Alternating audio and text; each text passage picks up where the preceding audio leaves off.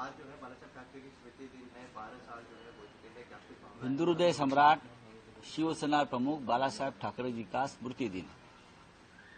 12 साल बीत गए हैं। बाला साहब हमसे सिर्फ शरीर से गए, उनका विचार हमारे साथ है।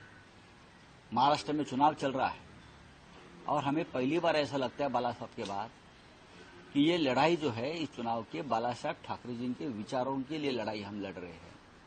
बाला साहब ने शिवसेना की स्थापना इसलिए की थी कि महाराष्ट्र धर्म की रक्षा, यहाँ का जो मराठी मानुष है उनके स्वाभिमान की रक्षा हो, हमारे विचारों की रक्षा हो, हमारे जो न्याय और हक की बात बाला साहब ने की थी उनके ऊपर आज संकट आ रहा है। यहाँ से महाराष्ट्र का रोजगार, महाराष्ट्र का उद्योग सब कुछ छीन कर कोई लेके जा रहा है।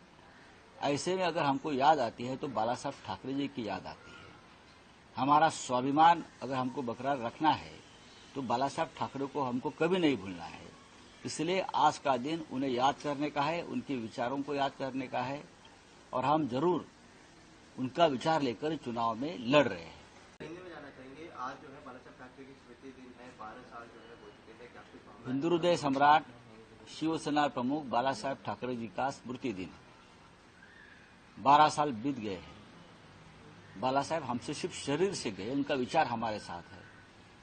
महाराष्ट्र में चुनाव चल रहा है और हमें पहली बार ऐसा लगता है बाला साहब के बाद कि ये लड़ाई जो है इस चुनाव के बाला साहब ठाकरे जी के विचारों के लिए लड़ाई हम लड़ रहे हैं।